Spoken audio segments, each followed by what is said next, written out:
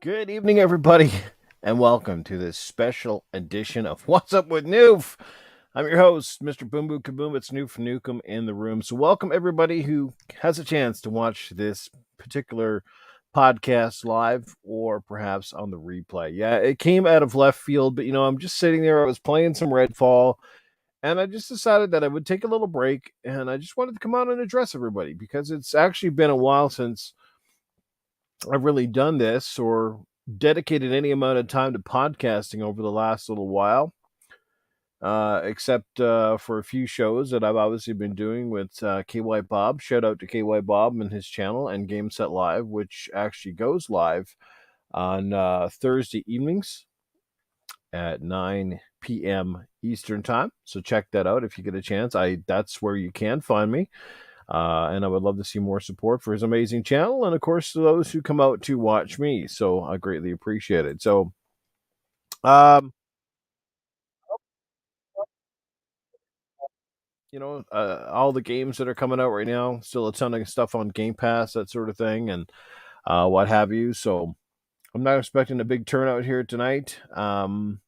Considering that again, this is very late, last minute, but I just kind of want to let you know what's going on. So if you got any questions, concerns, or anything else, I'd greatly appreciate them in the chat.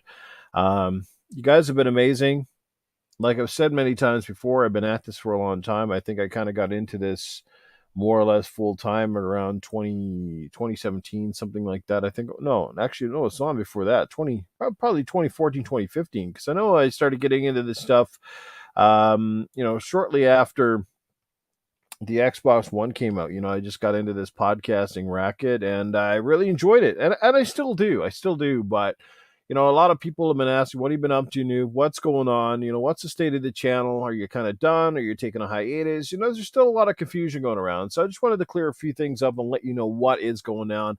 Joe Dunmore, my long brother, what's happening, brother? It is good to see you here. It's been a long time.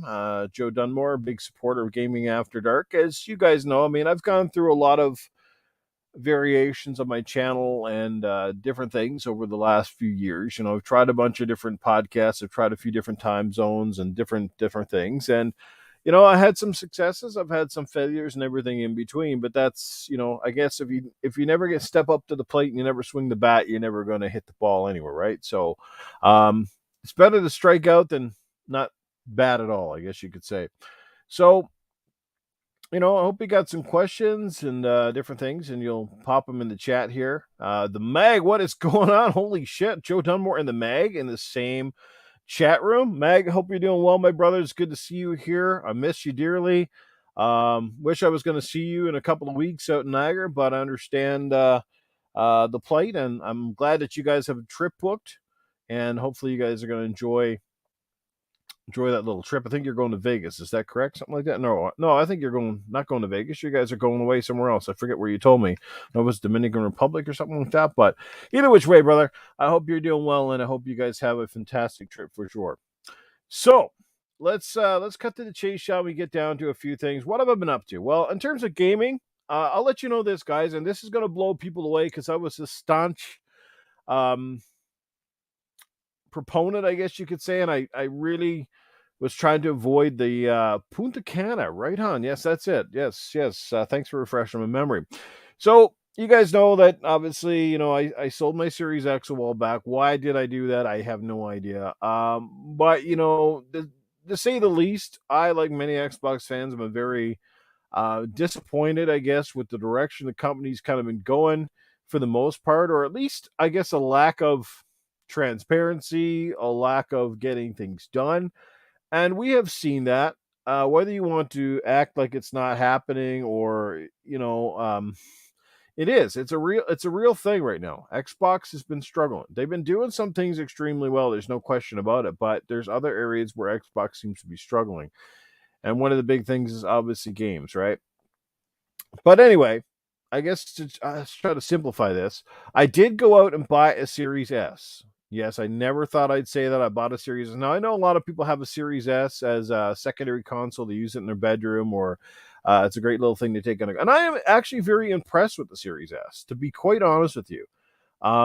Seeing in the pictures does not do it justice with how compact and how cool that little console is. When I put it in my TV stand, it fit perfectly for the first time in a while. Like a console actually fit in there with room to spare. It was fantastic. Um, and it performs well enough. For the most parts, I don't really notice some of the things it can't do in comparison to the Series X. I mean, I guess the first glaring thing about the Series S is the lack of storage space. I think I have like 5 or 6 games on it, and I'm pretty much full already, right? 2 pad stack, aka Dizzy Delta, my brother. What's going on, bro? See, like there you go. I mean, the mag says it in the chat. He canceled my Game Pass. My wife sold her X for the PS5, and she still has the Series S as well. I mean, and we're starting to see this a lot more lately. You know what I mean? With various Xbox users who've been diehard fans and have stuck by the company for a long time, and she's not the first. I'm not the first. I've seen many more. I mean, I guess at the end of the day, we can always buy another one, right? It's not like it's the end of the world, but it just kind of, it's just why keep supporting a company and putting so much behind them when it feels like they've totally forgotten about people that, we have supported Xbox, and we put a lot of money and a lot of time and a lot of hours in the podcast talking about our favorite company, our favorite pastime. And here we are, we're over 2 years, almost 3 years now into the generation of the Series X, and one we have not seen a single game yet that really stands out and goes, that's why I paid $600 for this console. Now, the hard drive stuff is great, but the PlayStation is doing that same shit. So that's all fine and dandy to have the fastest hard drive out there. Seamus Kelly is in a building. What's happening, brother Seamus? It's all fine and dandy to have these fast hard drives and stuff, but at the end of the day, you think by now we would have seen at least one title that really just kind of stands out and grabs you and says, this is why we bought a Series X. And again, like someone said the other day, and I think it might have been, I don't know if it was Ryan McCaffrey or it was one of the bigwigs, and I think it might have been Ryan, but he said something like, it's disappointing to see that, the Series X should be, by all cases, it should be their showcase console, right? And but it feels like it isn't. Like just the other day, I saw this amazing little ad, and it was an awesome ad from Xbox. But I was like, these two go together so well, and all they talked about was the Series S and Game Pass. And I'm like, does the X not exist? Because I rarely see it advertised. I rarely see them talk about it. And then when they finally show off gameplay, right? When we finally see trailers and gameplay, what do we always see? We always see PC footage, right? PC this, PC that, something else. I think at this point in time, Xbox owners deserve to see stuff actually shown and running on the Series X. Am I correct? Right? But yeah, I mean the series, like I said, the Series S is actually a little beast. It's a great little console. Like I said, if you're basically you're kind of leaning towards digital anyway, it's not that big of a deal. I'm actually just I guess my reasoning behind it, and Seamus, who's in the chat, knows that I've been against kind of the Series S and going all digital for a while. But I finally started realizing, like, at the end of the day, Xbox wants me to head into that ecosystem. And I thought to myself, if I'm going to do it now, it's now or never. I might as well just jump on the bandwagon and get in there, right? Because it's getting harder and harder and harder to find physical copies of any games in the stores, right? Like 2 pad stack brings up a great point, and it's all these broken games. It's not just Xbox. I mean, a lot of companies are doing it. And to be quite honest with you, oddly enough, for all the shit that Redfall has taken, it does run pretty well. I'm playing it on the Series S, and I have had very little issue with it. I had a couple of like minor, like sort of slowdowns. My game's probably crashed at least twice, where it sent me back to the title screen for whatever. But But I hope you get what I'm saying here. Is I wish Xbox would put a little more marketing, a little more jump behind the Series X, and treat it with the respect it deserves. I mean, it should be your flagship console. The Series S We all know why that exists, because it's the entry level price point. And if you are, in order to get Game Pass subscriptions, it makes sense the one to be a digital console, because Game Pass is largely that way anyway. And to get it into homes at a discounted price. And when you're basically coming in for the same price as a Switch or even less, that's a hell of a deal to get a Series S, right? So, um, so that's where I'm at right now. I'm playing the Series S. I'm still loving it, enjoying it, all that sort of stuff. You're absolutely right, Seamus. The Series X never got tapped in the least. Maybe that will change. I mean, maybe pretty soon we're going to see games like Hellblade 2 come out and absolutely blow our minds, right? But anyway, like I said, I hope that after June, my hope is that after June, that Xbox really starts to turn some things around. That they have a great showcase, and they can't be afraid to show us the future at this point anymore. I mean, you can't really damage your brand any more than where you are, if you think about that, right? Um, the damage is done, and it's not getting any better. So at this point, I think for Xbox and where they are, and of course the ABK deal, the whole thing, looking like it's either not going to go through, or this is going to get dragged through the mud for God knows how long, right? Um, Xbox needs to go for the jugular here. I think they got to go into the boardroom. They got to come out a fresh start, and if nothing else, they got to restore faith in the hardcore, and they've got to be this brand that's easily recognizable. They got to have it in more places. They really got to go all out in the marketing if they want to have some strong sales. And again, I know it's not about console numbers, but it is, despite what they say. Because any idiot can tell you, the more consoles you have out in the wild, the more users you have, then the more games you are likely to sell, more Game Pass subscriptions you're likely to sell. And the thing that really sticks out to me is, I know it's hard to judge everything in North America and Canada and stuff based on what we see from the UK, but when you see those VG charts, and you see constantly the PlayStation dominating the Xbox in terms of consoles. I would say it's one thing to console, and then you look at the game sales, and they're not even remotely close. I mean, we all know how things were in the 360 era. It was pretty close in a lot of areas. Like 360 would often outsell, not only in consoles, but would often outsell in the game space. Like, people bought more Xbox copies um, than they did PlayStation copies. So what happened? What happened? Where's the big shift? Phil admitted that losing the Xbox One generation was detrimental, because people were starting to build their digital landscape, their digital portfolios. And when Xbox kind of dropped the ball, a lot of people switched, and they kind of carried it over to PlayStation. So what's going on, Prey? It is good to see you here. Miss everybody that's in the chat. You guys are amazing. I can't believe, we got Pang, Joe Dunmore, Too Bad Stack, Seamus Kelly, Prey is here, the Maggot in the building. Wow, it means so much to see everybody here. A lot of people here, obviously fans coming over from Gaming After Dark. But anyway, and cloud gaming. I mean, look, we're not really ready for cloud. I mean, not yet. I don't think we're ready. I'm not ready. It's great, but it's still not foolproof. And cloud, again, is even, to me, cloud is even worse than digital, because with cloud you have absolutely no sort of sense of ownership, right? Because it's not even stored locally on your consoles. You're just streaming things. So it's essentially a streaming service in its entirety. It's pretty much the Netflix of gaming in a nutshell. Yo, Brando Calrissian, Mr. Brandon Dwyer, what's up, brother? Good to see you here. I was going to send you an invite earlier to Redfall, but I decided to play through a mission or two on my own, and, well, here I am now. I'm doing this, right? So, Dragonheart Yobi, brother, what's going on? So anyway, enough with the Xbox stuff. Look, we know where they're at. In a couple of weeks' time, we're going to find out exactly where they plan to take us throughout the end of this year and well into next year.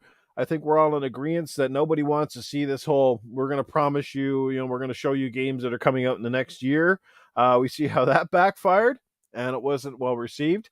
But we would like to know what is coming, that the future of Xbox is extremely bright. regardless if the ABK thing goes through or not, Xbox still has tons of great studios and tons of talent. And they're set up for many years to come. They're not going to go out of business. They're not going to fold. And anybody that thinks otherwise is a complete idiot. I think they're too far into this now to kind of turn back. But they're obviously trying to adjust their strategies, how they market, how they get their games out to people. And I guess for a lot of us old school people who really entrenched ourselves in the 360 ecosystem, to see how far they've fallen, to see how much they've changed, it's a hard pill to swallow. You know, I'm not saying that Nintendo and Sony haven't necessarily done it, but if you look at a few things, like let's just take Nintendo for example, right? They still decided to go with one a portable because they know it's their bread and butter, and they got lucky because they made it a hybrid portable. It's a little console that could, right? It's still chugging along years after release. It's a little long in the tooth, and I would like to see a Switch successor. But they've stayed old school. I mean, literally old school. And they even went with the memory card format for the games, which I thought was quite interesting right off the get go. And I'm curious as to if they're going to continue to use that format moving forward, or the other way around. I mean, honestly, with Nintendo, it would make more sense to go all digital because they love to control their own ecosystem. They love to charge their fans over and over and over again, full price for the same game that we've probably owned 3 or 4 times. And Sony still largely, like I said, I see a lot of Sony product in stores. I see a lot more marketing. I see ads even at the hockey games up here in Canada. So those two companies still seem to be catering a little bit to both sides. Xbox feels like they're largely gone into, again, the digital, the cloud, that sort of shit, right? So yeah, I hope they do, Brandon. I like the feeling of one that you have a physical copy of your game. You don't have to worry about any crap online. Most of those games, they work perfectly fine, even if you can't get your Switch online that I know of. That sort of stuff, you know what I mean? And that's how it should be, in my personal opinion. But see, and Mag is here, like you said, he's dropping Game Pass. I've heard of a lot of other people dropping Game Pass. I have Game Pass. Excuse me. I have Game Pass, I think, up until about November. What I choose to do after that point, well, I might be hooked into Game Pass now because I have the Series S, and it's going to be kind of hard. Well, I guess I could just buy the games digitally or whatever, but my God, the storage space on the S is absolutely asinine. Geez, like not even close to a terabyte. So I'm gonna have to buy one of those freaking memory cards. But anyway, that's kind of where we're at. I have faith in the process, but something is definitely amiss at Xbox, and I think there's enough people now complaining, whether it be fans or whether it's media or whatnot, to know that something just doesn't add up there. And whose fault is it? I mean, at the end of the day, it's, somebody, Phil is great at stand up and taking the blame, but at some point, like I said, I think the kumbaya, like you can't be a little too nice to all your studios because money is on the line. Your reputation is on the line. And sometimes you got to get in there and crack the whip. It's kind of like, it's I don't know if anybody here, and I'm pretty sure most of you guys that are in the chat, you've had kids, right? And what happens with kids when you constantly fall on deaf ears, when you constantly say, well, if you don't do this, I'm going to do this, and you never follow through? Well, guess what? They never do it. And then you say the same thing over. Guess what? They never do it. It's that same thing. You can't keep telling your kids you're going to send them to the bedroom and you never send them there. They're just going to laugh at you. They're going to know that you're full of shit and you're not serious. So, I mean, is it time for Phil? See, the thing is, I don't see with Phil, I don't know if I see a better successor, because at least Phil is in touch with the community. He's the face of sort of the Xbox. We know he's actually a real gamer.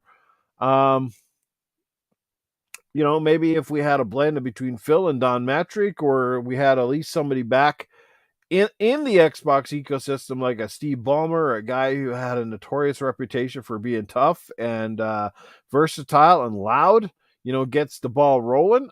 We don't really know. And we're still coming out of COVID, so I don't want to sit here and speculate too long. We love to speculate, and none of us really know unless you work on the inside. But there's been enough rumors around that, there's definitely some shit happening to Xbox, and they need to remedy it, right? They gotta start nipping it in the bud.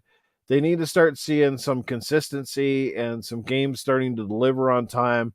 I've always said just the fact that they've handled Rare, which used to be one of the biggest game companies in the world, and the fact you have all this talent, but yet it seems like what Rare is now relegated to sort of like Minecraft status, where all they're ever going to do is fucking make DLC content for Sea of Thieves.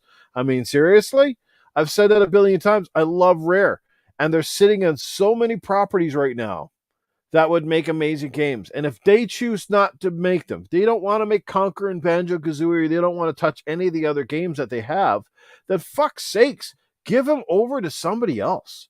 Hand them off to a studio. There's got to be at least some studio within Microsoft Studios or Xbox Game Studios that would love to work on those franchises. Now we know we got another Perfect Dark coming, which is being built by who was doing that one's The Initiative, right? No, not The Initiative. Yeah, The Initiative, right? So they're building Perfect Dark, which was a Rare property, right? So that should be interesting to see about that. But we got to see, at some point we got to see something. We've seen very little, if nothing, of Indiana Jones. We've seen very little of nothing of Perfect Dark. We've seen very little or nothing of Fable.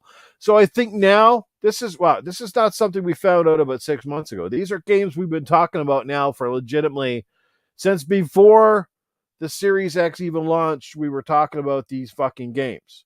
So now is the time to put up or shut up and put out something. Tell us that you've been working on something. Show us a little bit of something to keep people excited, right? Crazy shit. Toolman55, tell us, Ray, what is going on? People in the chat, you guys are absolutely amazing. All right. So anyway, enough about all that crap. Like I said, I've been playing Redfall. I'm actually enjoying it. Is the game perfect? No, it is not. But it's actually better than in some. It's worse than. It's not as good as I was hoping it's going to be, but it's not as bad as people say it is. Okay, I mean, playing by myself, it's actually a bit challenging. You don't need a ton of vampires in that game because those guys mess you up in a hurry if you're not equipped with the right weapons and everything else. But it's actually kind of a cool game when you get down to it. Like I said, it's a lot of fun with friends. I've been playing with Brando in the chat here. Myself, Brando, and Droid who are playing it, and we've been having fun with it. Absolutely, I can't play the same game for years. I mean, obviously, Sea of Thieves came out and it was a huge hit, and it continues to be a hit. And I'm great. I'm proud of them, but at some point, you got to move along. You know what I mean? Speaking of, I don't know if you guys heard the rumor, but I mean, obviously, not really rumors, but they're saying that the next Grand Theft Auto 6 is now approaching over $1 billion in production costs, which is not necessarily surprising considering the game has been in development since what? It basically almost went into development just several years after GTA 5 launched and came out. And we're still waiting, this is actually 10 years, believe it or not, guys, 10 years since GTA 5 came out. And the sequel hopefully is just around the corner. I'm crossing my fingers that GTA 6 comes out in 2024. That's a big if. We'll see. Draven Arrow, what's going on, brother? Good to see you here as well. So, but anyway, guys, I've been doing great. Living life to the fullest, I guess you could say. Just right now, currently watching my Edmonton Oilers go through the Stanley Cup playoffs, round number 2. They're down 2-1 to the Vegas Golden Knights. Sorry. So I've been watching hockey. I've been riding my motorcycle, just working. I haven't been playing as much games as I'd like, but again, still having fun. And tomorrow night I'm going to get to go to my first ever NHL playoff game, which I'm very excited about. So that's going to be a lot of fun. But outside of that, and obviously for those of you who didn't know, I am working on a new podcast. Now here's how it's going to go. Get ready for this. It's going to take place on Monday nights now. It will be Monday nights.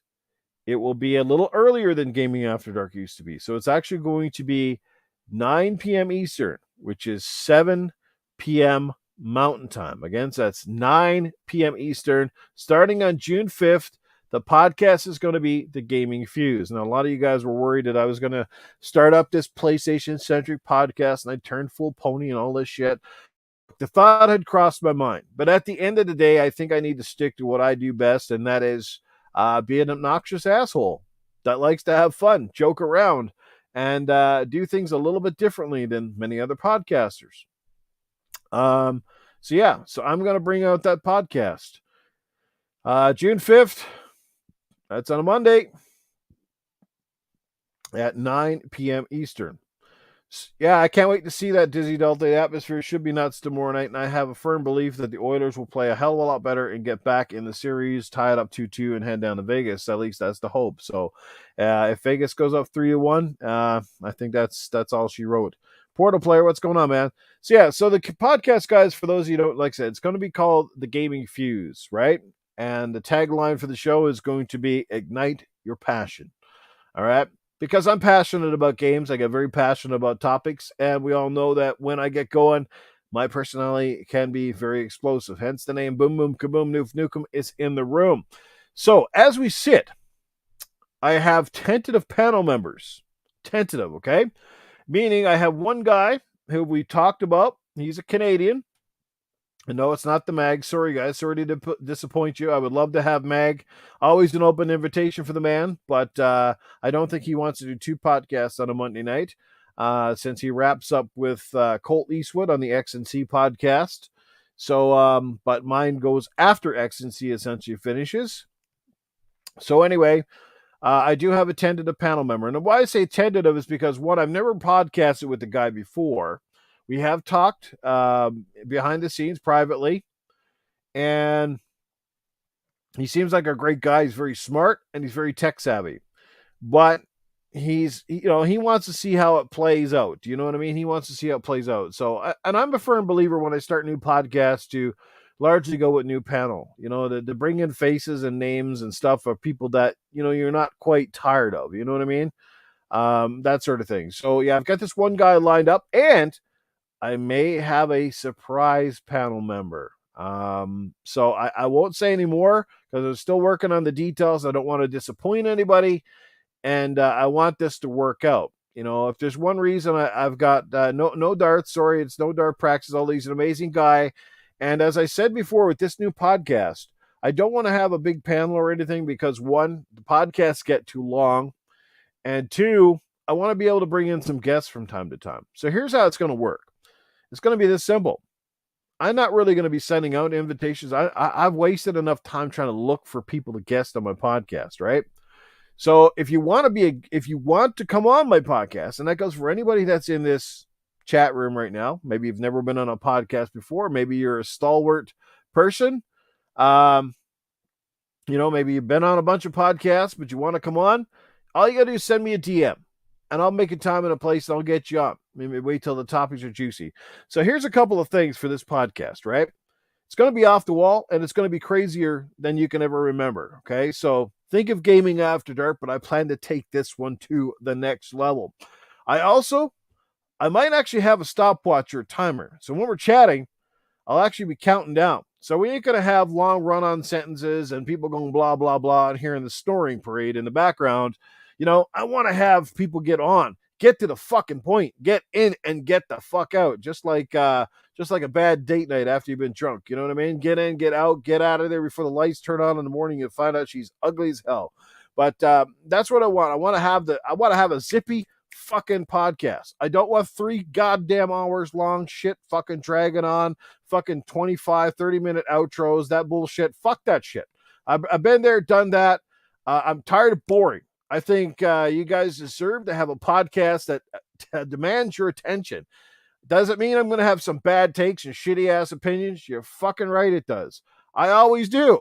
That's why I don't let you guys down, because as much as you love or hate me, I always have some good takes, and I have probably some asshole takes or weird takes. But you want to hear Axel do the dishes again? Yeah, like he did the other day on this podcast. But speaking of Axel, congratulations to Axel.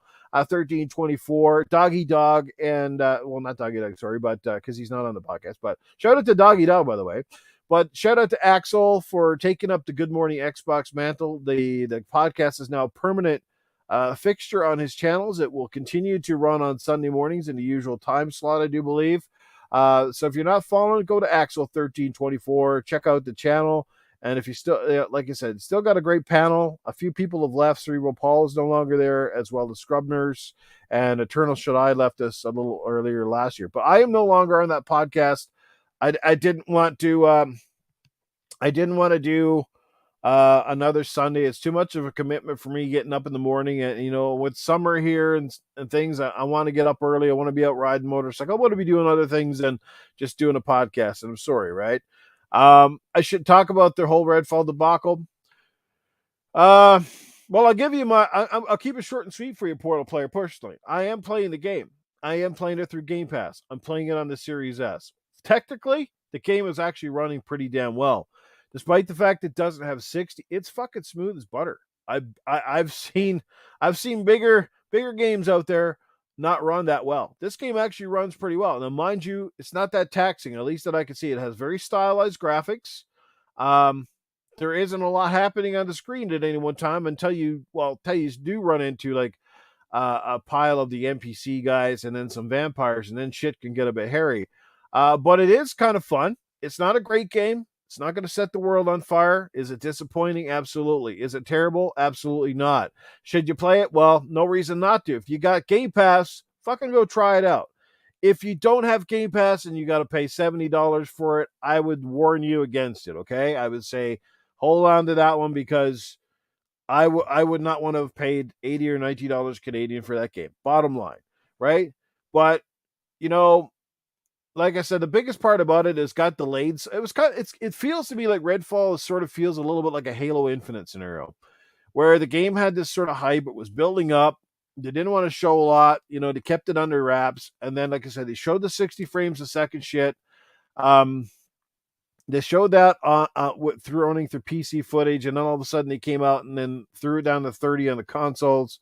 It's a $40 game. It was $40 game, even though it might have AAA production and values and cost them a boatload of money. It does not feel like it was made by a AAA team.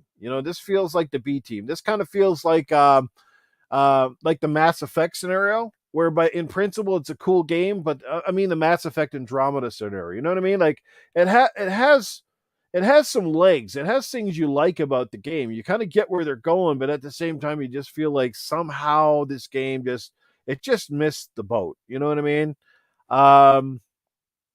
But like I said, I've been playing with Brand, who's in the chat. We've had a lot of fun with it. And I mean, at the end of the day, it's all about having fun. I guess the problem with Redfall is it's the first sort of big release for Xbox this year, essentially. And, people were getting excited. We haven't had much to get excited about. And then it kind of comes out a bit flat, and then there's all that shit. But look, like I said on Twitter, even if the game had 60 frames a second right out of the box, it's not going to save this game. The game's going to run smoother, but it's still not a great game. And that's the thing. It doesn't matter how many K the game runs in, if it's 4K 60 or 4K 120. Average game or a bad game is just an average game. Doesn't mean people don't like it, but it is what it is, right? I'm enjoying it. I'm actually having some fun with it, but it's not a great game. Okay, it has the potential, but it just didn't hit the mark, and that's bottom line. That's my 2 cents on it. Who knows anymore? I don't know how Xbox marketing's this game or what's going on. See, this is that perfect example of there seems to be a lack of communication between Xbox, the heads, and the studios underneath them.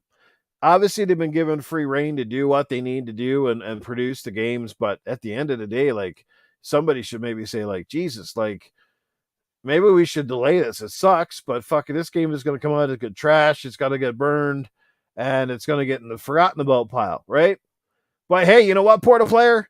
You know what? You got to give Xbox credit for one thing. At least they're bringing out games. They're bringing out some variety in their games. Sony had a couple of games recently that in the last couple of years that were very new, very fresh, were really cool games. Anyone recall Dreams? Does anyone recall another little game called Concrete Genie?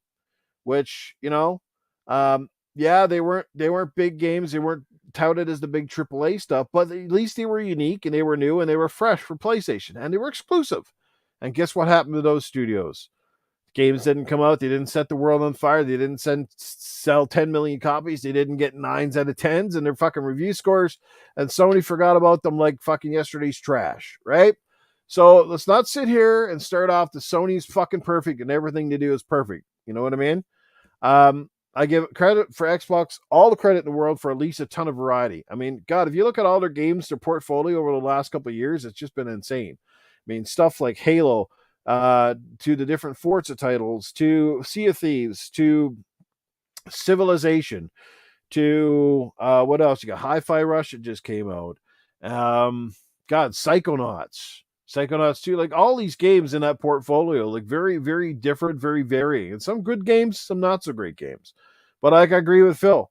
Not every game that's going to come out is going to be an 80, 90, or above. You are going to have some games that just fall below the mark. And whose mark is that anyway? It's the media, right? It's probably the media. I'd say more often than not, trust the user scores. If you get great user scores, that's more indicative of the game players like us who aren't paid to be fucking journalists, who aren't bought and paid for.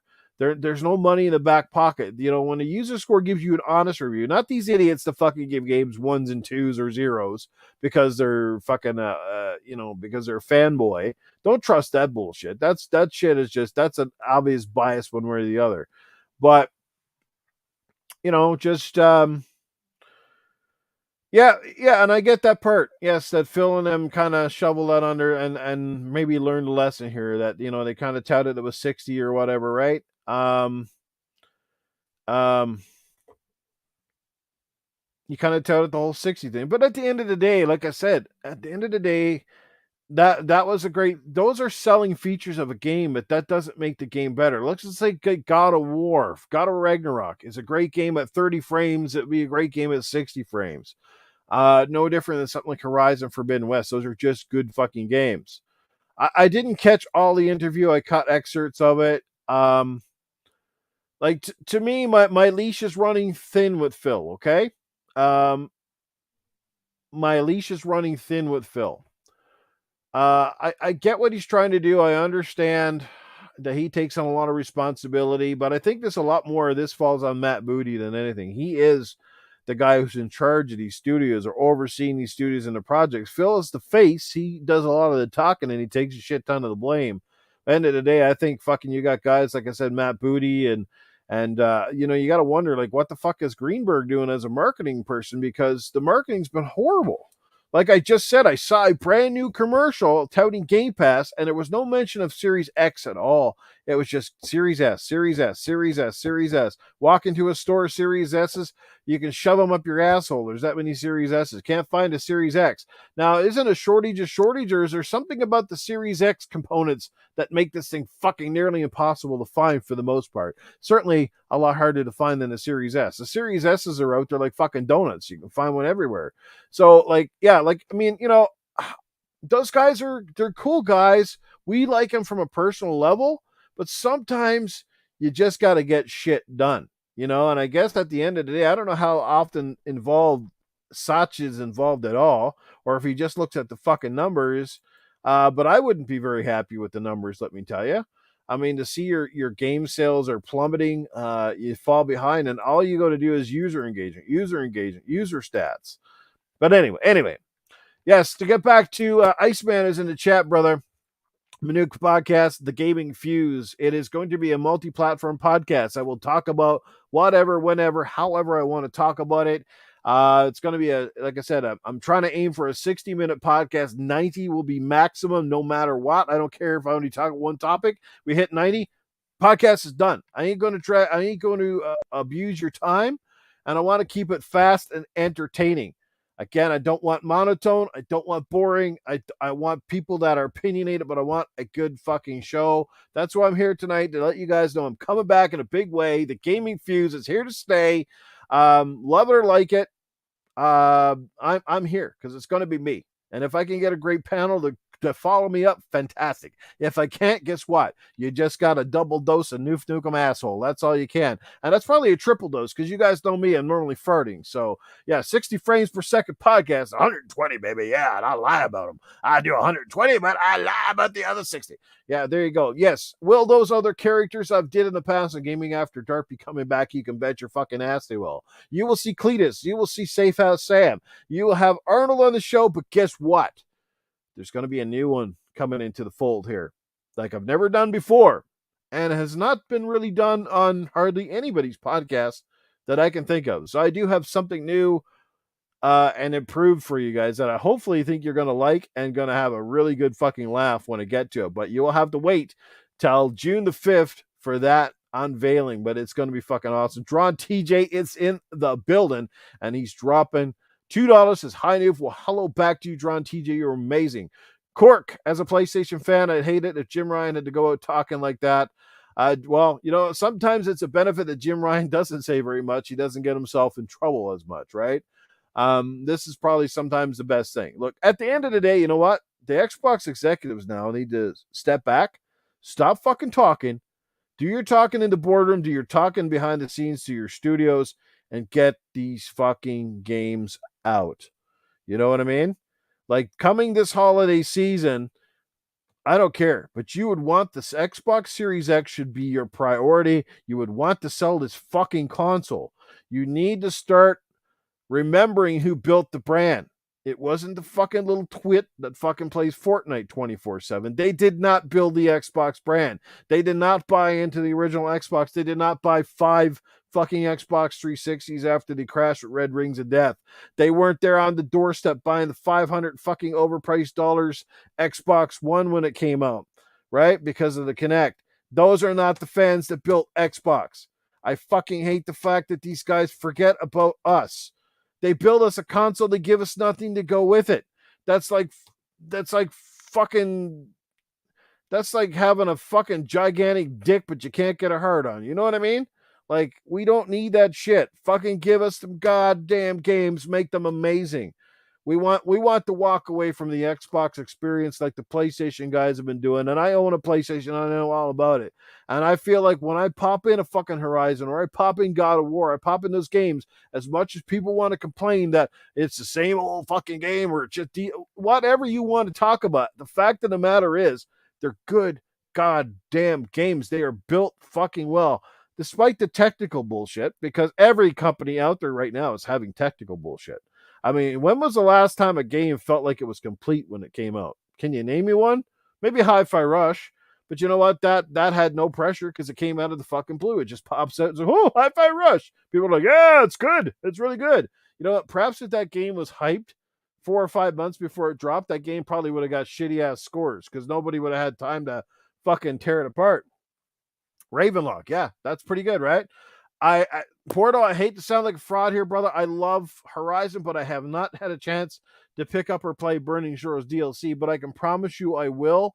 It's on my to-do list. I will pick it up soon. I'm kind of waiting for a sale maybe on that right now because I'm just busy with so much backlog. And it's just like, dude, I got so many games on PlayStation I still got to finish. I got to get through. God, I still got to get through Ratchet and Clank yet. I got to restart and get through Death Stranding. I still got to finish God of War Ragnarok, for crying out loud. Jeez Louise, like, I'm having a hard time finishing all these fucking things. Yeah. So there you go. But anyway, the podcast, guys, like I said, to narrow it down, it's going to be a 60-minute podcast. Hopefully, I'm going to do topics and just pound them out as quick as I can. It's going to be, won't be a whole lot of bullshit. Just get through them. Like I said, I don't want more than 2-3 people on the pod max because I want it to be quick. I want people to talk. I still want to be able to acknowledge my chat because you guys are amazing and you're the big reason that I stick around and do this shit. You know what I mean? I'm still true to who I am. I don't think I'm any more than I am. I'm no better or worse than anybody else in this community. But fuck the haters. I got a lot of them. And a lot of frauds out there. That's getting proven more and more by the day, considering how much people don't want to support what I do, but they expect it from me and them. So we know who they are. I'm not here to talk about people, to rag on people. It's not for that bullshit. We love you too, Daron TJ. I appreciate it, brother. But I definitely think if you love gaming after dark, I think it's a guarantee that you are going to love the Gaming Fuse. Okay, you'll probably like it even more. Only thing is, you're gonna have to deal with more of me because I said I may have a 3-person panel. We're gonna iron that out as we go into the coming weeks. So hopefully by the time we hit July, that part of it's ironed out. Right now, I'm trying to actually get some graphics and sort of an intro to the show. I'm hopefully got a guy working on it. I've approached a guy in the community, and unfortunately, it's not Graphic God. I wish I could tell you that it is. I love Graphic God, and I wish you would, but I've approached him. I sent him a message. I asked him, and I haven't heard a thing back. And this is already May the 9th. And I need this shit like yesterday. I want to prep this stuff. So if he can't do it, then I got to find someone else. And I did ask someone else, and I don't even know where we're at on that because I haven't heard from him since last week. He hasn't said, well, I'm working on it or doing whatever. So I might have to create this shit myself, and I'm fucking terrible. I'm a very creative guy, but I'm just fucking shitty with computers. Like, I can come up with fantastic ideas. I can draw stuff, but I'm no good at doing the technical side of shit. You know what I mean? The whole editing and cutting and stuff. That's why you don't see a whole lot of graphics and shit with my channel, because I'm just not that great with it. And I don't have a lot of the programs. But if you guys know a great graphic designer that you trust, because I put it out on Twitter that I needed someone to help me with some graphics, and I'm not fucking shitting you. I probably had at least 100 messages in my DM asking me to hire them for their graphic work, right? One girl actually even did a little picture, just a little picture for me. And I was like, yeah, it's pretty good, but it's not right there. And then she was like trying to, well, I spent an hour or two on this and you owe me some money for this fucking shit. And it's like, all right, you know what? I'll pay you the fucking money, but where's your PayPal? Then she gave me some of this. Oh, I don't use PayPal. I use this other fucking app that I never heard of. So I was like, you know what? If you ain't doing fucking PayPal, you're not getting money out of me. I'm not going to be stupid, not going to get frauded. I don't sign up and do all this bullshit fucking whatever the hell. You know what I mean? So, you know, oh, my PayPal app doesn't work or some crap like that, right? So yeah, the Gaming Fuse is going to be awesome, man. Can't wait to start. Like I said, it starts again. That's June 5th. June 5th. It is on a Monday night. So get this down, guys. Monday night, June 5th, 9 p.m. 9 p.m.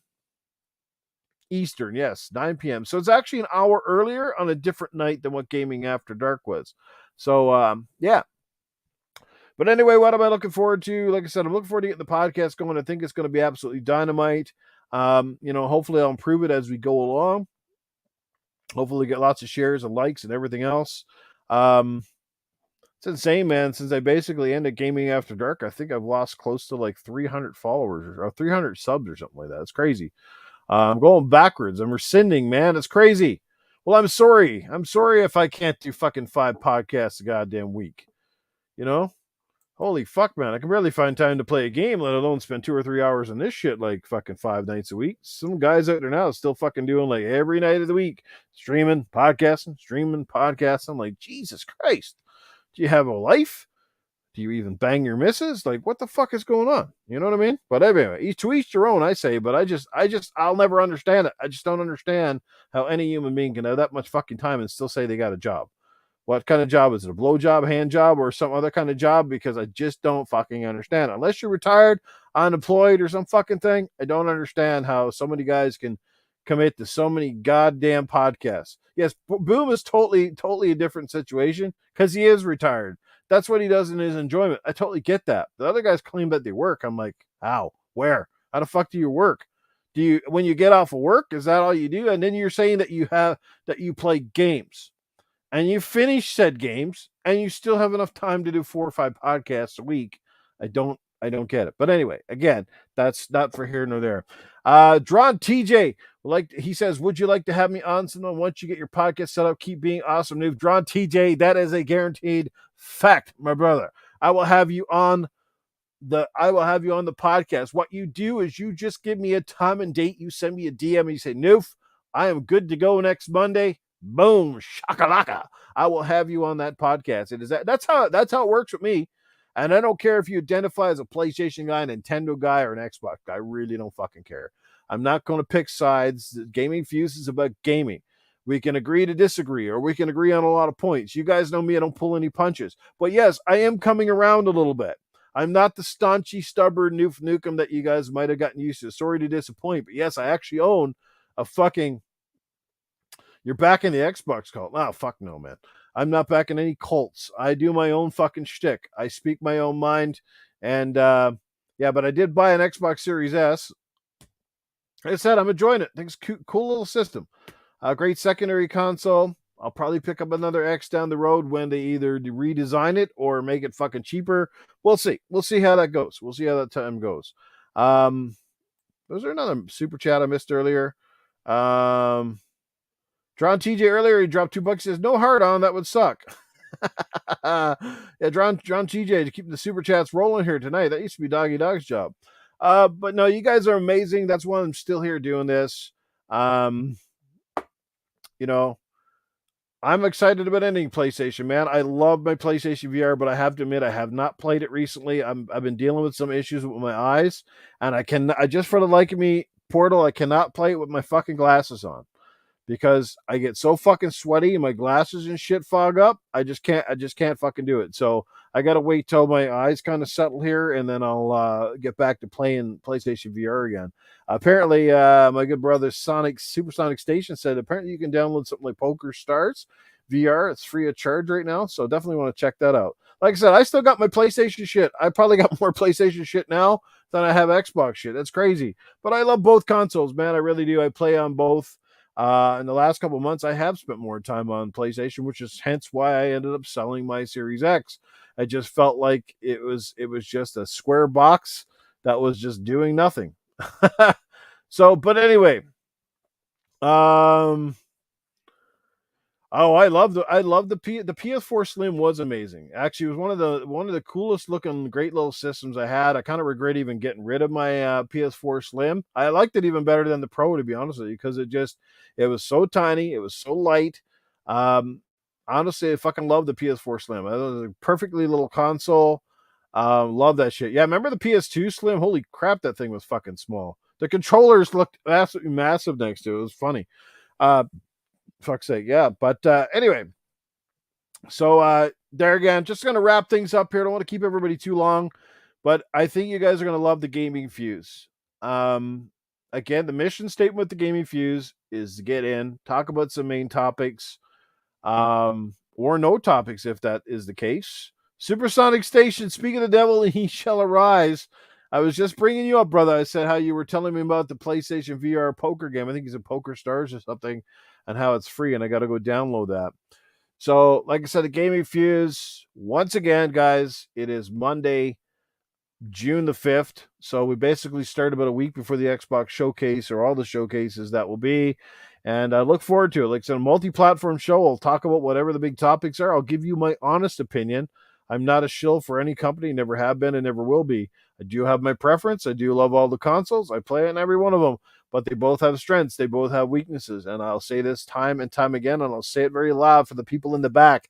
Xbox needs to pick up their game by getting some games. I am sorry, but Civ 5 or Civilization or whatever the fuck it is, or what is that? Is it not Civilization? What's the one they got out right now? That fucking strategy game. That doesn't do it for me. Flight Simulator doesn't do it for me. Forza, as cool as I like racing games, and as much as I'm excited to a certain degree for the next Forza game, that really doesn't move the needle for me. Age of Empires, thank you. That doesn't. Do you see my point here? It's like these are critically acclaimed games, and that's great. And again, it's great to have that variety in the portfolio. But these aren't the kind of games that I want. Oh yeah, Minecraft Legends, man. I'm over here with a big boner for that fucking game, right? Just yeah, bring me more Minecraft. I could give a fuck about Minecraft. I know it's super popular and people love it, but that's not the kind of game that I go out and buy an Xbox for. That's not the kind of game I buy any console for. Is Minecraft or fucking Fortnite or Call of Duty. Never ever have I bought a console for any of those games, which are three of the most popular games on the fucking planet. And as I've said this time and time again, and I say it again, this is part of the problem. These companies are so goddamn set on making the fans happy that love those games, the ones I just mentioned, than catering to the people, their core audience who helped build their fucking companies. Right? This is the problem. They can do it both, but they can't. They have to, like I said, we are the most vocal people. Might be the smaller, where there's more, there's a lot more Fortnite players, there's a lot more Minecraft players than there's ever going to be Gears of War players, for example. But it's the Gears of War players, the Halo players, the Forza players. We're the ones who were excited for Perfect Dark. We're the ones excited for Hellblade 2. We're the ones excited for these showcases. You see my point. So you should make your Series X. It should feel like a priority. And as console owners who spent that much money, for not only did most of us, okay, buy the Xbox One with the Kinect, mind you, bought the controllers, the Elite 2, and probably had a bunch break and bought more. To those of us who went out and bought the fucking Series S, see me, it was right there. I had the Xbox One, the fatty. I had the Xbox Series S. I bought the Xbox Scorpio X. Then I sold my Scorpio, bought the Xbox One X with the Gears of War 5. Do you see my point? Then I've bought the Series X. And then I have bought now a Series S. And think about that. That is all since 2013. That's 10 years. How much money is that over the course of 10 fucking years? Right? Don't ignore us. We spend money on your fucking shit. This is what I'm telling people. So, Bill Spencer, if you ever get wind of this podcast, don't judge me and say I'm a fanboy idiot or something like that. I'm the fucking people to keep you employed, motherfucker. Start paying attention to your real fans. Start fucking listening to what we actually want. I said this the other day. I think it was on KY Bob's channel and GameSet Live. Shout out to them. I said, actually, it might have been in a chat, but what I said is that because Xbox couldn't keep up with the sales narrative, right?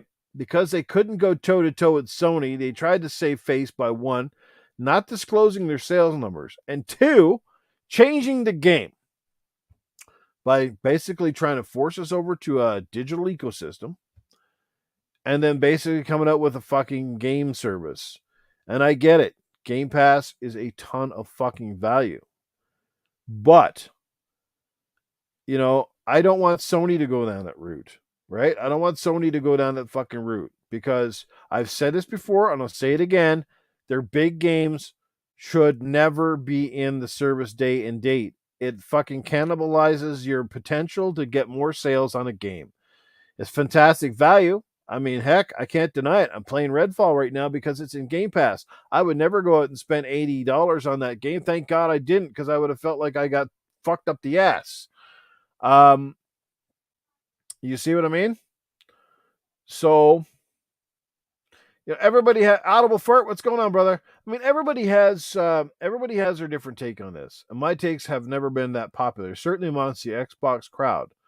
Because I don't beat to the march of the same drum. I don't sing Kumbaya. I don't think the sun shines out of Phil Spencer's ass. I don't hate the guy. I think the guy is great. I think he's good for the brand. I thank him for the fact that, he basically saved the brand for most cases. But at the same time, in all that effort of saving the brand, I feel like whatever the fuck happened now, it's like they're killing the brand. They've turned it into something it was never meant to be and never should have been. And now it's becoming a goddamn Netflix service. We don't care how you play your game as long as you play it. You should fucking care about how they play the game. You should care about everything. At the end of the day, sure, it doesn't matter as long as you get your money. But you should still fucking act like you're thankful and grateful that people want to buy your fucking consoles. Right? Supersonic, dude, be realistic, man. If it wasn't for the strategies and the things that Phil kind of did, I don't know if Xbox would be here, right? It wasn't looking good. You know that as an Xbox fan yourself from a few years ago, it was looking pretty bleak for Xbox. They were going a total different direction. And, and I think Phil was largely responsible for, the Series S and the X, not the Series, sorry, but the Xbox One S and the X, to try to save face with the hardcore fans, the fans that want a hardware. I get it that the VR was disappointed. I'm just as disappointed as you. I remember him saying on stage that they plan to bring VR to Xbox, and I was fucking excited, just like you were. And I'm equally disappointed when they decided not to go that route. I even thought, I said, how hard can it be for Xbox to just license a third-party fucking headset and make a few games for it? It'd be fucking easy, right? Didn't happen. Because, VR's niche, apparently. Well, it's always going to be niche if people have that attitude and they don't fucking, they don't want to support and they don't want to buy into it. It takes money to make VR. It takes money to make headsets. And it takes an audience to buy the games and show the developers that they're worth developing for and they're worth going out above and beyond. And I can tell you, as a VR owner, about the PlayStation VR and the Meta Quest and the PlayStation VR 2, that VR is extremely cool, is extremely satisfying. It's come a long way in the last, 5 or 6 years alone.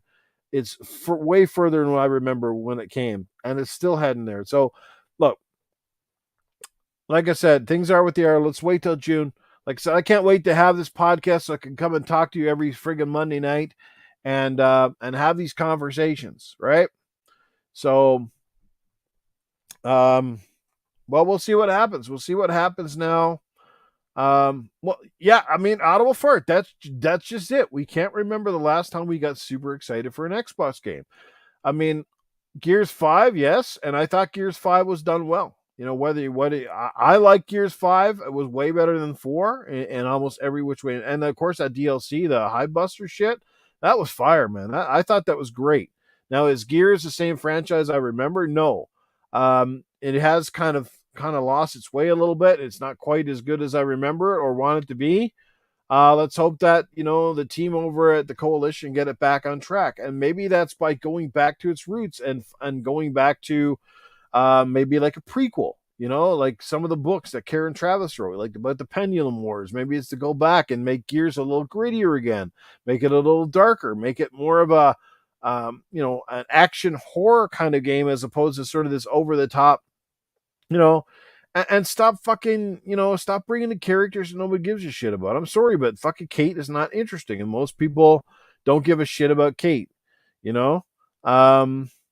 So, well, Phil, I think is one. I think he's just it's good and it's bad, but I think he's way too nice. I think he needs to step into those boardrooms now, and he needs to crack a couple whips, right? He say it's either fucking my job or yours, because you've been at this shit for 5 and 6 years. You got Pedigree Studios, and if you can't fucking get your shit together and put out some good games, you can't fucking tell me all these studios, there's nobody at Xbox at all that can make a fucking good game over there. Like, you know what I mean? Like, outside of Playground, who's of course killing it, but that's with the racing games. Let's see how Playground fares when they take on Fable, right?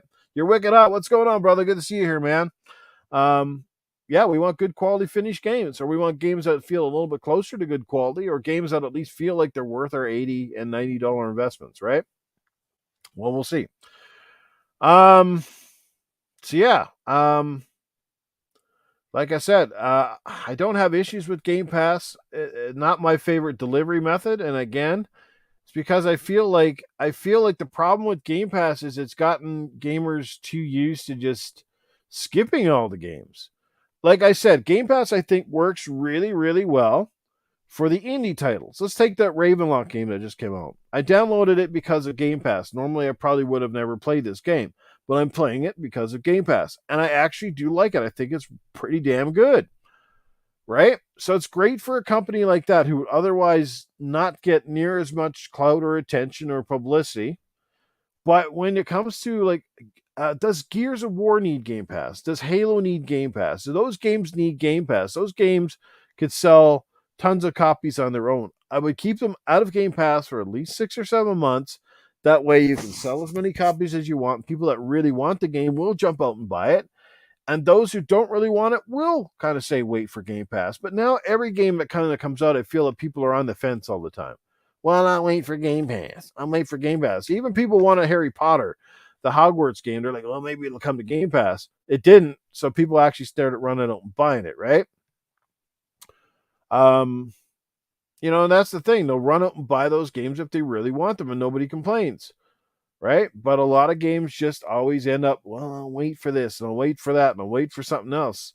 For me, I always said before, like, if Game Pass might work for a lot of people that have enough time to play most of these games. When you download them, you play them, you finish them, you move on to another one, and that's great. Game Pass is really paying off for you. But for a guy like me, a married man who does a lot more than just sit at home and podcast and do chat rooms and just game, right? Have a life, believe it or not. Game Pass is almost counterintuitive to me because I can't find enough time to play 1 or 2 games, let alone have hundreds at my disposal. I still got a backlog going back past the 360 era, for fuck's sake.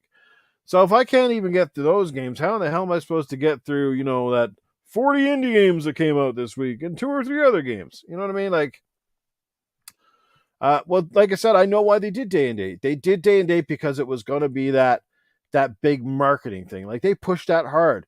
Oh, our big games are here on day and date, right? And of course, people bought into it. That's why they went out and paid the money, because without it, it'd be hard to justify, or at least hard to charge that money. And fucking don't think they're not watching here, and don't think those prices are going to stay where they are. Don't you fucking worry. Those prices are going to go up. I bet you they'd go up either right around or after Starfield. Those fucking prices will probably escalate. All they need is to have a couple of hits on their hands, and then they'll be like, "Yeah, it's time to boost up those numbers here. It's time to up that Game Pass because it's been too much of a value for the last 3 or 4 years." Don't fucking think that ain't happening. Look at Netflix. Netflix got used to doing one fucking raise, and then all of a sudden it was like every 6 months, like, yeah, we're putting it up again because we're adding content. Yeah, we're putting it up again because we're adding content. You fucking think that I'm sitting here and I'm not that fucking stupid, or I'm not that naive. And if you think Game Pass is going to stay where it's at for like the next 4 or 5 years, you're foolish. It will fucking go up. That's how they do it. It's the old bait and switch tactic, right? They get you in cheap, and then once they get the numbers where they like them, now it's time to fucking put them up. God damn, like look at the fucking lately the fast food restaurants, they're going up like stupid, right? But Netflix has 200 million subscribers. They can afford to raise prices. Well, no, you'd think it'd be the opposite. You'd think like maybe when you got lots of subscribers, you've got to go down a little bit. Or Netflix is after losing a lot. Did you see how much fucking money that Netflix has been losing? Like, dude, they're bleeding money. They're cutting content. And you see all the shows they're canceling? Dudes can't even get through fucking 2 seasons now because if they don't get the numbers, they just drop it. It costs a lot of money to make content, and I get that. But who's asking for half of this shit? When I bought Netflix, I got it for blockbuster movies, and guess what happened? Disney came in and stole about fucking 30% of them because they went and bought Fox and they bought Disney, and now all that shit's not even on Netflix, right? So, yeah, it is practically like electricity for people now. People don't know what to do without their Netflix subscription. Game Pass is not quite there. Probably never will get. See, Game Pass would make more sense if it was on PlayStation and that's why Xbox has tried to get it on PlayStation, because PlayStation has those big user bases that are big in a lot of the countries that Netflix isn't. So that's why they're hoping that PlayStation might eventually say, well, allow Game Pass on the PlayStation, and then those PlayStation customers who's always refused to buy an Xbox will subscribe to Game Pass, and they'll have the best of both worlds. They'll basically still be playing their PlayStation games. They won't need an Xbox console, and they'll play Xbox games on their Game Pass, their PlayStation. Right? That's how they do it. Anyway, I didn't want this to become a big ass Game Pass fucking discussion here, but you're absolutely right, Audible Fart. It will start to happen when more first party games come out. I think we'll see some changes. It's up to you, and it's up to people to, the only way to make a difference in the gaming community or any other community for that matter is speak with your wallets. And the moment you stop watching, the moment you stop, you unsubscribe, they'll feel that pinch and things will change, right? They will change. Trust me, it will happen. Look at The Witcher already. People are basically planning to boycott Netflix, and a lot of people have dropped out because of what they did to Henry Cavill. That made him leave the fucking franchise. So many stupid mistakes, right?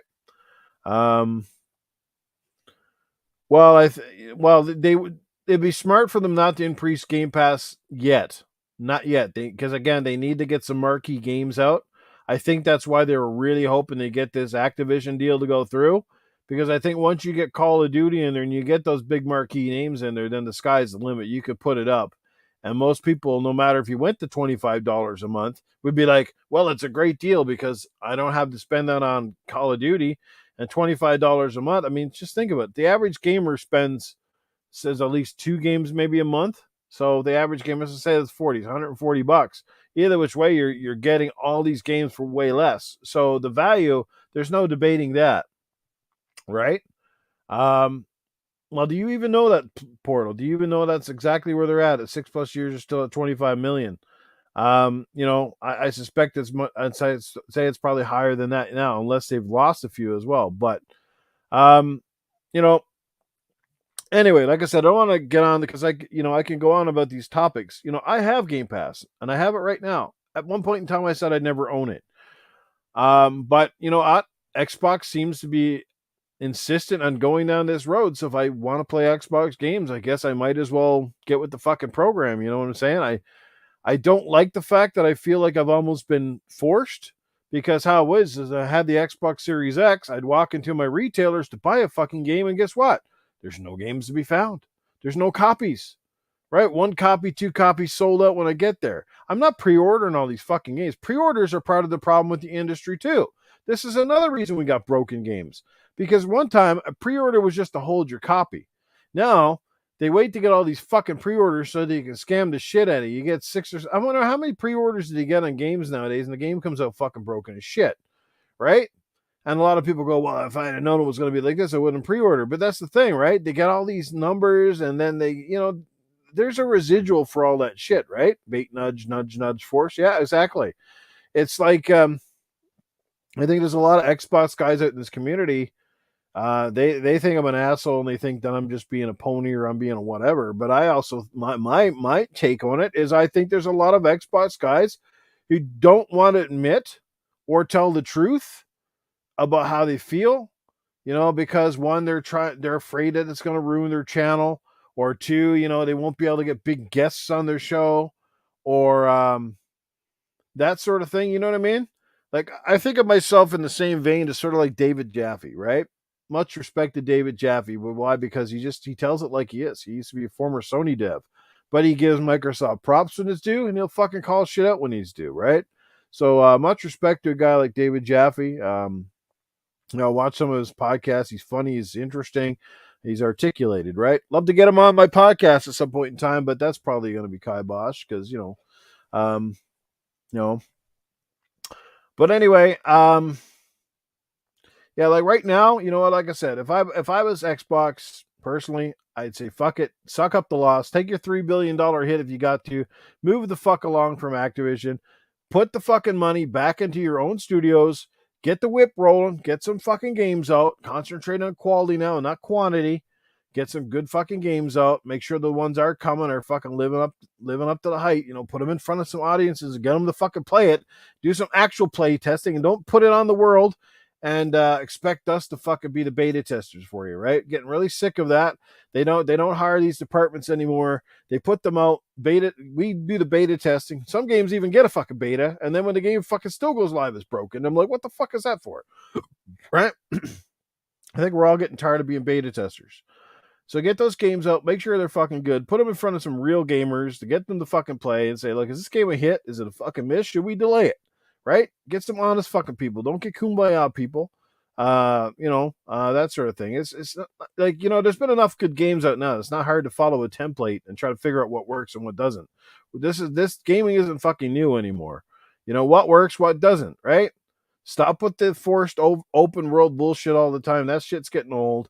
Stop with the fucking 5 million side quest bullshit. Stop with fucking making every single game where you got purple and yellow and gold and green and fucking pink and whatever fucking colored weapon bullshit. We don't need that in every video game. I don't need a level cap on enemies. I don't need fucking life bars on enemies all the time. Just make good fucking games. I swear to fuck, if they fuck up Hellblade 2, I might put my hammer through my Xbox. Because that's the one pure game that's come out in the last 5 or 6 years that I thought, this fucking game is amazing. And it's amazing because they don't do bullshit. No HUD, no fucking bullshit, fucking all sorts of maps and weird shit on the screen. Just great graphics, great character, cool story, man. Hellblade is one of the best, and it's one of the reasons I love Xbox as well. They have Hellblade 2. And, right? Yeah. And fucking worry about Activision and Money Hat. Go back to being the old Xbox. Maybe that's what they need. Go back to being fucking aggressive. And Money Hat some shit. And fucking steal some shit away from Sony. They're having no problem doing that against Xbox. And apparently, Xbox being the kumbaya and trying to prove that they are the company for the world and that they want to bring all these players isn't working for them because these other people are still turning them down. So, because now they're afraid of the cloud. Apparently, now Microsoft's admitting the cloud is far behind, and is not what they thought it was going to be. So, holy fuck, I've gone on to a whole full podcast, and I just wanted to come in and let you know what the hell was going on. So, let's end it here. Love the chat, though. You guys are amazing. Competition is very healthy for consumers, and we need to have that, or you get a monopoly, and crazy monopolies don't work out good. And we see that's one thing with the gaming industry. We've seen it, and it's kind of swung back and forth a few times. Is this pendulum of, when you sort of become a market leader, or you start to have a certain amount of success, then all of a sudden you start forgetting your roots. You start to forget what made you big in the first place. Sega did it, and Sega fell apart. Sony did it at the start of the PS3 generation and kind of took a slide. Then they sort of brought it back. And then they got their mojo back with PS4. And now they've sort of had, well, not as much of a slide because they're doing really well at PlayStation 5. But, you see it a little bit, like that cockiness coming through. But hopefully it doesn't come back to bite them in the ass. But they're doing really well. I mean, the sales of the PlayStation 5 are very healthy. They're winning MPDs like crazy right now. They're getting stock in the shelves. I've been into my Walmart numerous times now and actually see PlayStation 5s sitting right in front of me. It's amazing. It's good. And fuck you, scalpers. I hope that you all burn with your stock. But yeah. So anyway, to all the people watching the replay, again, respect your opinions. I know you're going to have some stuff that differ from mine, and that's cool. It's okay to agree to disagree, sort of thing, and that's why I'm here. I'm not here to, as Batman said, I'm here to ruffle the feathers, that sort of thing. But I don't do it. I don't do it because it's cool, or I don't do it because I'm, swinging one way or the other. I do it because that's my honest opinion, and I speak from the heart. I speak as a fan who spent a lot of money from Xbox and PlayStation and Nintendo, and I can tell you what I like and what I don't like about any of these companies, right? I fucking, I'll tell you right now. Am I getting Zelda? Probably not. I do have a Switch, but very doubtful I'm getting Breath of the Wild 2. I honestly didn't even like the first game that much. I rather the old Zeldas than the new ones because I don't like the stamina system. I don't like the breaking weapons. I don't like all that bullshit. And I don't like the massive sort of empty open world of Breath of the Wild. A little bit daunting. I'm not saying it's terrible. It wasn't really the Zelda. Like, for me, I'll take Zelda, the remake. And what was it? The Link to the Past, or that one that was on the one that they just made for the Switch. That was a remake of the Game Boy one or whatever. That was awesome. Like, games like that is cool. Or even I just picked up the Skyward Sword because I never did play it on the original Wii when it came out, or the Wii U. So I have that remake or whatever, the HD one. So, but yeah. So again, guys, last time it is it's June the 5th. And it's going to be Monday nights. Starting, I'm going to type it in the chat. Starting June 5th on Monday nights at 9 p.m. Eastern. So that'll be like 7 o'clock for me to get the podcast going, 9 o'clock for those on the East Coast, and that would be 8 o'clock for those in the Central region. And that's when it's all going to start. And I look forward to having some great guests on. Look forward to having some fantastic discussion. And I look forward to keeping the podcast brisk, to the point, in and out. I'm going to have a timer too, man. I'm going to set a timer, like on my phone. And it's going to be like, I'm going to give you a chance to talk. And you're going to get like fucking 2 minutes. Unless it's a big topic, it might go to 5 minutes. And I'm cutting you the fuck off. So if you can't talk, you can't keep it interesting, you're off the panel. Just like that. No, I don't mean the panel, but you know what I mean? Like, it's going to be fun. It's going to be a good show. It's going to be fucking great.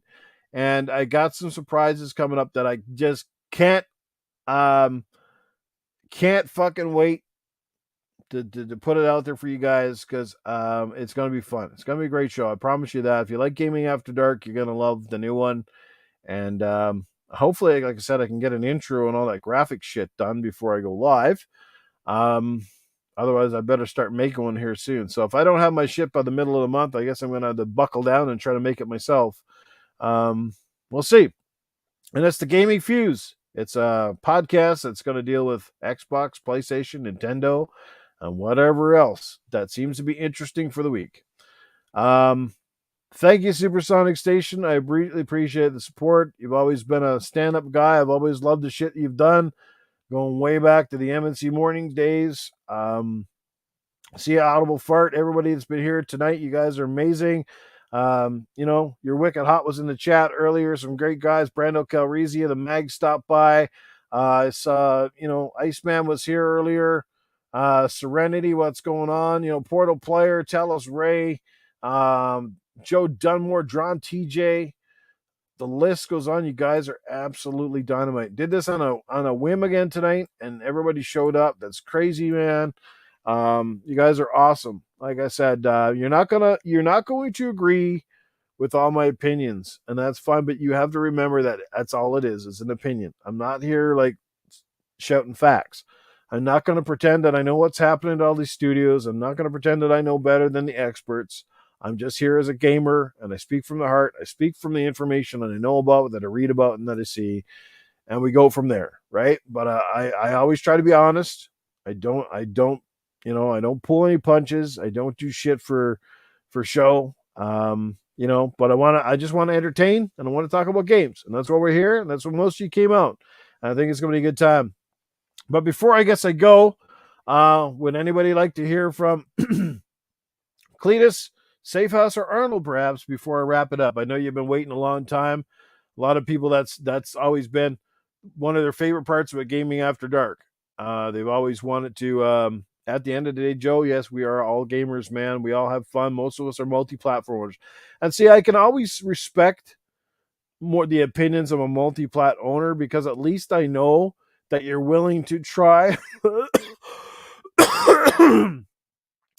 At least I know when you're a multi-plat owner, you're at least willing to try the other games. You're at least willing to come into things with an open mind most of the time.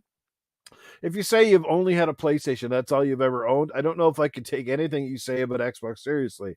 And that goes for anything else. You know what I mean? You have to respect that, because that just sounds like, if you don't own multiple consoles, why not? It's because you just don't have the funds, or you only have time to play on one console, which I get that as well. Right? We all have our favorites. Right? But anyway, Mogsy, what's going on, brother? And sounds like you want to hear from Cletus. All right, so Cletus the fetus. All right. You guys got a question that you'd like to ask Cletus in particular, or what? So Cletus, it's been a long time since you've been on a Quadcast, my brother. What have you been up to, and are you excited about Noof Nugum's new show? Well, hey, this Cletus here. Yeah, it's been a long time since I've been on a podcast, and I'm super excited to get on that new one. It's called the Gaming Fuse. Yes, indeed, and it's supposed to be electrifying. It's going to be a good time, let me tell you. Let me tell you that. Yes, indeed, it's going to be real good. It's going to talk about the Xbox and the PlayStations, and it's going to talk about the Nintendos. A little bit, anyway. There ain't much to talk about Nintendo. They're always ripping people off. I swear to God. Nintendo's so bad that they could give you a bag of dog shit, and they'd fucking still want the bag back. And if you even did a video about dog shit and put a Nintendo logo on it, they'd probably take your channel down. Those guys is fucking crazy. I don't understand them, man. I don't understand them. Xbox, God damn it. I don't know what the fuck they're doing. They fucking got everybody confused over there. They said there's cockamamie all these fucking cockamamie games and shit, but where the fuck is that? And then it brings out this one about fucking vampires. And the funniest thing about this goddamn Redfall game is it's been in development forever.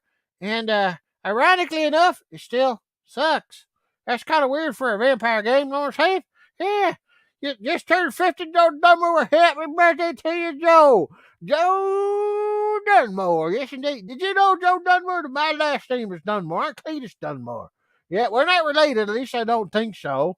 Color of your skin looks a fair bit different than mine. So either we got lost along the way, or perhaps you stayed out in the sun too long. I don't know, but either which way, we should a little bit different over here. I do things differently in my neck of the woods. Supersonic Station, he's in the house. I'm surprised you even got eyesight left. You play so much VR, man. Holy Jesus. Noof Nukem tells me, I'll explain that VR. It's a real handy dandy. Yes, it is. But let me tell you guys, Noof Nukem on June the 5th, Noof Nukem's got that new show coming up, Game Fuse, and it's going to be a good show. It's going to be a fantastic show, I guarantee you. Yes, indeed. Going to be a good show. Yeah, he's going to pledge to keep it on the sweet and narrow. He's going to talk his talk, rock your rock, and shock a twat. Whatever he's got to do, but he's going to get her done, and he's going to make her quick. 60 minutes is enough fucking time. You know, you get a lot of shit done in 60 minutes. You fucking got these podcasts that go 3 hours long, and it's not even after a main event. You're 3 hours into your podcast. What the fuck are you talking about? You know what I'm saying? Jesus, hey, fucking mother of Joseph. My God. Yep, we're going to get it done. Yes, indeed. Yes, indeed. Let me tell you, June 5th, guys, you marked it on your calendar. I hope to see all your skinny, bony assholes up in here. I will be here. Yes, indeed. And if Nuke, he's got some surprises for you. Yeah, he's good. But going to be a good time. Take off for coming out here now and sticking around and being here for this incredible show. It's good talking to y'all. I haven't been on a podcast in a long time. And by the time to get her done, now time for me to have a crap, take a nap, all that good stuff, and say adios. I'll see you on the 5th. All right, there you go, guys. Cletus Dunmore, just a whistling off there, that guy. Holy smokes. Yeah, Jesus, Talos, you're getting old too. 50 years old next year. My God. Yeah, guys, you're awesome. I'll leave you with this last. Hello, everybody. I just wanted to come out there and I wanted to tell you that Noof Nukem greatly appreciates all your support. He is the only podcast that has me on it. I'm only here pretty much with Noof Nukem, and I only do it because I'm trying to just, well, I don't want to hurt his feelings, and I don't want him to go into the closet or the corner and do something that perhaps he would regret. But I'm here, and again, I want to tell you again, June the 5th, it is going to be 9 p.m. Eastern Time. Make sure that you're there, that you subscribe to the channel, that you like, subscribe, you share it to all your friends, your neighbors, your relatives, your grandmother, your grandpapa. Tell people about Noof Nukem, but tell them if they don't have a good sense of humor, if they don't have a thick skin, don't come out to the podcast. We don't need your whiny asses here. But anyway, we'll see you very soon. A debate with Cletus and Yoshida, that would be interesting to say the least. We'll have to get it done some night. All right, everybody. Anyway, thank you so much for your time. To all those of you who watch us on the replay, feel free to leave a like, comment, subscribe. Leave a comment, and hopefully you will subscribe to the channel. And you'll come out on June the 5th and join us for what's going to be one doozy. And I can't wait to unveil my potential new podcast panel members and all that good stuff. It's going to be awesome. So have yourself a great night, everybody, and we will see you in just a couple of weeks here. Take care.